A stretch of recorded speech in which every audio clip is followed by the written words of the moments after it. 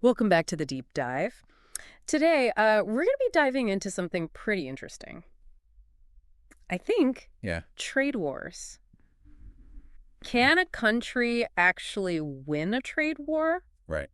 And if so, what does that even mean? Yeah, that's a great question. Like when Trump imposed all those tariffs on China back in 2018, he was saying trade wars are good and easy to win. Right. Yeah, he said that a lot, actually. Okay, so is that true? Well, most economists would probably say no. Okay. There are some situations where a country might actually benefit, and that's what we're going to be looking at today. Okay, so what is it? It all comes down to trade deficits. Trade deficits, okay. But so to really understand this, we're going to be taking a deep dive into this excerpt from an academic paper called Wars and Trade Deficits in International Trade. Oh, wow. It uses some pretty heavy economic modeling to get this all out. I'm sure you'll break it down for us, though. Oh, yeah, of course. So just remind me again real quick. Yeah. Isn't the classic economic view that trade wars are bad? Yeah, generally they are. They make things more expensive for consumers. Right. And often they just end up protecting companies that aren't actually very efficient. So why would anybody do it? Well, the traditional view, which has been around since like the 1950s, Okay. is that they're lose-lose. Okay. Like Harry Johnson, the economist, Yeah. he showed that small tariffs, Okay. like without any retaliation, those could actually be good. Yeah, okay. But once countries start retaliating, Yeah. everyone ends up losing. It's like a toddler fight. Kind of, yeah. Nobody wins. Everybody's crying. Exactly. Okay, so you said there was a twist to this whole thing. Right. What about trade deficits? Yeah, so how could a trade deficit actually be an advantage in a trade war? Right. Well, it all comes down to this idea called demand elasticity. Demand elasticity. Yeah, but have you ever been at the grocery store and you see the price of something you love just like double? Oh, yeah. And you're like, okay, I guess I'm not having that today. Right, or I'm going to find something else that's similar. Exactly. That's basically what demand elasticity measures. How much our habits change when the prices change. Exactly. Okay. Now, here's the thing. Countries with large trade deficits, meaning they're importing a lot more than they export, Oh. they tend to have higher demand elasticity. Okay. So they're more sensitive to price changes. Exactly. Interesting. So if they impose tariffs on imports, their consumers might just switch to buying domestic products. Even if they're a little bit more expensive. Right, because the imports are now way more expensive. Okay, so a country like the U.S., which has a pretty big trade deficit, Yeah, they could actually come out on top in a trade war potentially, yes. because people would just start buying stuff that's made in America. Exactly. Huh, that's kind of counterintuitive. It is. I would think that would be a bad thing. It seems like it should be, right? Yeah. But that's what makes this research so interesting. Okay. So these authors, they wanted to test this theory out in the real world. Okay, how'd they do that?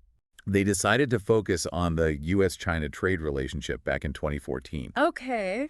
And they built this incredibly complex economic model Oh, wow. to try and simulate a trade war. Okay, so did it work? In theory, yes. Okay. Given that huge trade deficit the U.S. had with China, Yeah. it showed that the U.S. could potentially benefit. Okay, but you said there was a catch? Right. There's always a catch. Well, the model also showed that the tariffs Trump actually put in place in 2018, Yeah. they weren't the right kind of tariff to actually get those gains. Oh, really? Yeah, they weren't designed strategically enough Yeah. to actually use this trade deficit to their advantage. So it's like you have all the right ingredients for a cake, Right. but you accidentally use salt instead of sugar. Exactly. Like it might technically be a cake, but it's going to taste terrible. Exactly. You're not going to enjoy eating that cake. So even though the U.S. maybe could have won, Yeah. the way they did it actually hurt everybody involved. It seems that way. Yeah. Oh, man, this is already so interesting. I feel like there's so much more to this. There is. Like, how do we know which tariffs are good and which tariffs are bad? Right. And what about other countries? Yeah. Did they look at any other possible trade wars? Yeah, they did. Okay. And that's what we'll be looking at next. Can't wait. Yeah, it's really fascinating. Okay, let's take a quick break and we'll be right back. Sounds good. This is really making me think about the real world impacts, you know? Yeah. Like we're talking about numbers and models, Right. but these trade wars have real consequences for people. Oh, absolutely. Like if you're a factory worker and your plant shuts down Right. because they can't compete with cheaper imports, Yeah. or you're a farmer and you can't export your crops anymore. It can be devastating. It's not just about some abstract theory, it's people's lives. Exactly. Trade wars can disrupt entire industries, Yeah. lead to job losses, Yeah. economic hardship. And then what? Well, that can lead to social unrest. Yeah. political instability. Right, because when people are struggling, they start looking for someone to blame. Right, and it's easy to point the finger at another country. Yeah, it's like us versus them. Exactly. And we saw this play out in the U.S.-China trade war. Yeah. It fueled a lot of nationalist sentiment on both sides. Right, and that makes it even harder to find a solution. Exactly. It becomes this vicious cycle. Yeah, economic conflict feeding into political division. And then making future trade wars even more likely. It's kind of a bleak picture. Yeah, it can be. So how do we even begin to deal with this? Well, I think part of it comes down to understanding Okay. empathy between trading partners. Yeah. It's not always about one country winning and the other losing. Right, there has to be a better way. There are win-win scenarios out there. Okay, so how do we get there? Well, transparency in trade negotiations is huge. Okay. Countries need to be upfront about their goals and their concerns. But they also need to be willing to listen. Exactly. It's like any relationship. You got to communicate. Okay, what about when countries have legitimate complaints, though? Right. Well, that's where organizations like the World Trade Organization come in. The WTO. Yeah. They provide a platform for countries to work things out peacefully. Didn't we talk about some problems with the WTO, though? We did, yeah. Like it's too bureaucratic and it favors rich countries. Yeah, there are definitely some valid criticisms. So is it even relevant anymore? It's like a complex issue. I think it still plays an important role, Okay. but reforms are probably needed. To make it more fair. Exactly. This is complicated. It is. Okay, so we talked about the WTO, Yeah. but what else can we do to prevent these trade wars? I think a lot of it boils down to building trust, Okay. cooperation between countries. So not just governments working together. Right. It's about people, too. Okay. Building connections between people, Right. encouraging cultural exchange. So like if I know you personally, Yeah, even if we disagree on some things, I am less likely to see you as an enemy. exactly. So things like student exchange programs, Right. travel tourism. All of that helps. It's like they say travel broadens the mind. It does. Okay, but what about tariffs? Yeah. I know we said they can be bad, Right. but are there ever times when they're actually good? You know, that's a great question, and it's important to remember that tariffs, when used strategically, Okay. they can actually serve a good purpose. Okay, so give me an example. Well, sometimes they can be used to protect infant industries. Infant industries. Yeah, so these are new industries in a country Okay. that aren't quite ready to compete with bigger foreign companies. Okay. So the tariffs give them a chance to grow. Kind of like training wheels. Yeah, like giving them some support until they can stand on their own. Okay, I like that. And tariffs can also be used to address unfair trade practices. Unfair?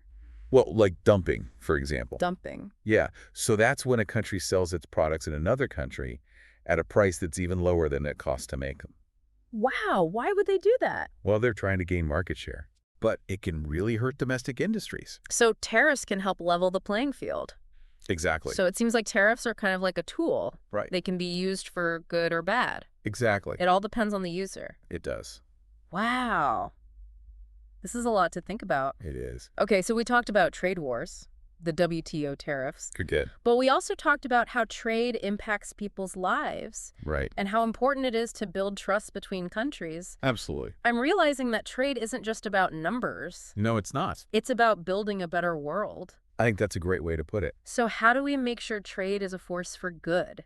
That's the big question. Yeah. And that's what we'll be exploring in the final part of our deep dive. Okay. We'll look at some potential solutions and what all of this means for you, our listeners. Okay, so stay tuned for the exciting conclusion. It's going to be good.